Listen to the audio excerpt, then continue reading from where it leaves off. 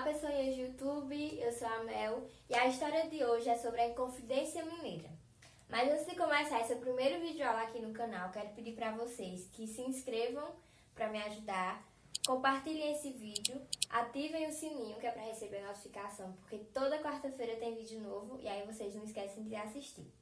Lembrando também que o espaço dos comentários está aberto para sugestões, dicas, curiosidades, dúvidas, enfim. Tá aí pra vocês dialogarem comigo, tá certo? Sem mais enrolação, simbora pro vídeo.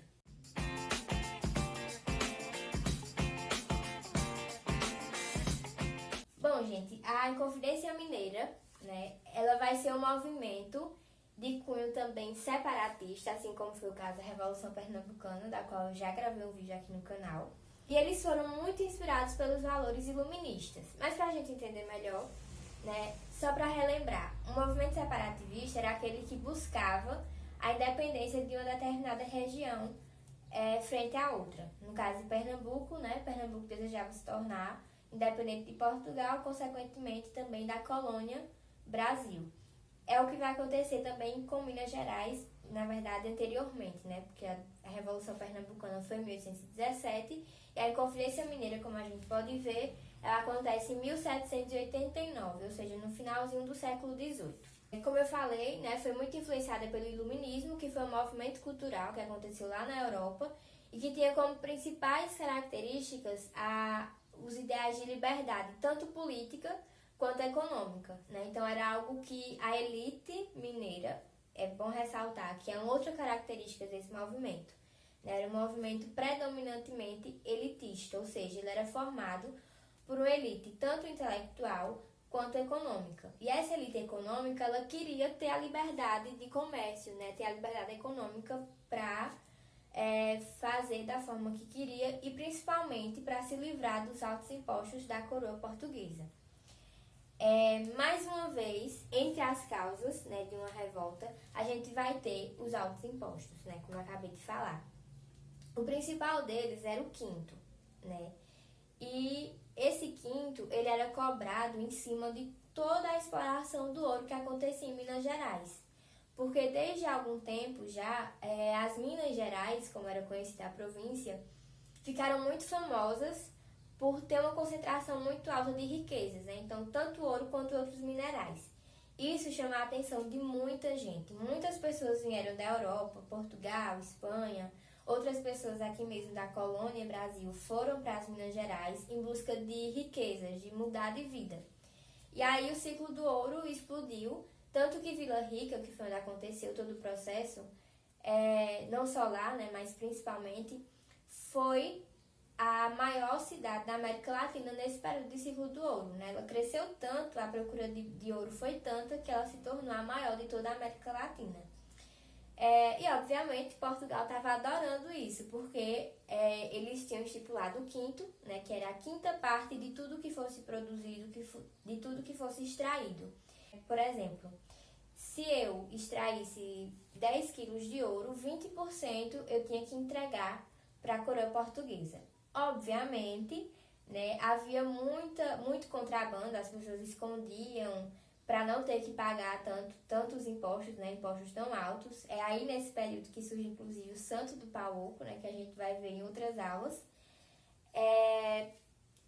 E aí, com o declínio dessa fase do ouro, né, justamente no final do século XVIII, a coroa portuguesa ela vai começar a dar uma imprensada maior nas Minas Gerais. Por quê? Porque o rei de Portugal, ele acreditava que a arrecadação dos impostos em Minas Gerais estava diminuindo não porque o ouro estava acabando, porque ele acreditava que o ouro fosse infinito, mas sim porque as pessoas não queriam pagar. E aí é quando começa a haver um atrito ainda maior entre a coroa e essa elite mineira, né? E aí, quando surge a possibilidade de uma derrama, que é um outro tipo de imposto, né? Dessa vez, nesse caso, a derrama ela era uma espécie de cobrança. Então vamos dizer, se você não paga o quinto, né, se você tem dívidas com a coroa ela pode fazer a derrama, ou seja, ela pode chegar na sua casa e sair catando tudo que for bem até que dê o valor estipulado. E aí, como a arrecadação mínima, né, da colônia não estava sendo batida, o rei de Portugal queria realizar uma derrama dentro da província de Minas Gerais para poder chegar nessa diferença que faltava. E isso vai deixar a galera enlouquecida, porque eles não querem pagar esses impostos e, de fato, eles não estavam pagando, né, da mesma forma que antes, porque não tinha mais tanto ouro como antes. E aí, nesse período que as coisas vão começar realmente a acontecerem, é aí que essa elite, tanto intelectual quanto econômica, ela vai começar a se unir. Mais uma vez, a gente vai ter padres, comerciantes, donos de escravos, enfim, militares, né, como é o caso do próprio Tiradentes, que é a figura mais marcante desse processo todo. E aí essa galera vai se unir e eles tinham como objetivos se tornarem independentes de Portugal, proclamarem uma república e fazerem apenas a manutenção da mão de obra escrava. Porque, mais uma vez, também, e digo isso porque no vídeo sobre a Revolução Pernambucana, a gente viu esses aspectos acontecendo.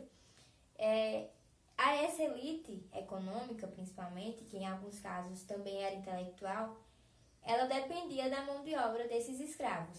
Então, tornar Minas Gerais uma república não significava necessariamente dar liberdade a todos, né? Pelo contrário, eles queriam manter essa mão de obra, porque era muito importante, mas queriam eles se tornarem livres de Portugal para que pudessem fazer o comércio, né? Deixassem de pagar tantos impostos, etc. Porém, gente, nesse meio caminho aí, enquanto eles ainda estavam planejando, se articulando, né, é importante também lembrar que esses intelectuais eles foram muito importantes, né, porque a gente nota que a independência dos Estados Unidos aconteceu em 1785. Apenas 4 anos depois, eles já tinham todos esses ideais, eles já viam muito claramente, né, como isso tinha acontecido, e eles pretendiam fazer o mesmo aqui. Então, essa proximidade no tempo se dá devido aos intelectuais, que eram pessoas, né, tinham poetas, estudiosos, muita gente estudando em Coimbra, inclusive, e aí eles se relacionavam com muitas teorias, com muitas ideias novas, e chegavam muito rápido a Minas Gerais. Mas eles não vão conseguir proclamar a república, que eles pretendiam proclamar justamente no dia em que essa derrama fosse feita, mas a derrama acabou sendo cancelada, e aí, antes mesmo deles colocarem o plano em ação, apareceu um X9 na história, né, que foi o senhor Joaquim Silvério dos Reis. E aí ele vai ficar conhecido como um Judas, né, tanto que ele sai do Brasil e fica muito mal visto pelos mineiros, porque ele entrega todo o movimento, todas as pessoas que participavam, em troca de ter as suas dívidas perdoadas. E aí, todos os inconfidentes, eles são presos, condenados à morte, porém, a gente tem que lembrar que eram pessoas da elite, né? Eram grandes poetas, desembargadores, era a galera da alta. E aí isso vai fazer com que haja uma certa comoção, uma revolta entre as pessoas. E aí a corte decide, ao invés de executá-los, exilá-los para outras colônias portuguesas. E o único integrante do movimento que, de fato, foi preso e morto foi o Joaquim José da Silva Xavier, famoso Tiradentes. Diferente dos demais, ele manteve a sua posição, ele não abriu mão dos seus ideais, morreu pelo que acreditava, né? Preferiu a morte do que renunciar às suas ideias. Tiradentes foi executado na cidade do Rio de Janeiro no ano de 1792 e, como de costume, o seu corpo foi esquartejado e as partes foram distribuídas em vários locais, né? Inclusive a cabeça dele, né, que foi a parte principal, vamos dizer, ficou onde hoje é a Praça de Tiradentes, em Ouro Preto. E isso era uma forma que a coroa usava para mostrar às pessoas que esse tipo de atitude, né, esse tipo de crime contra a coroa não deveria se repetir. Mas a gente sabe que pouco adiantou, porque felizmente o povo brasileiro cada vez mais buscava por essa independência. Bom, gente, por hoje é só. Espero muito que vocês tenham gostado, que tenham entendido. Mais uma vez, se ficou alguma dúvida, se tem alguma sugestão, deixa aqui nos comentários, tá certo? E já vou deixar avisado que o próximo vídeo vai ser exclusivamente sobre o Tiradentes. A gente vai entender quem foi essa figura, né, como o dia 21 de abril se torna um feriado nacional, por quais razões, quais as representações. Enfim, eu acredito que vai ser um vídeo que vai ser bem interessante de ser assistido. Espero muito que vocês gostem também, tá certo? Então é isso e até o próximo.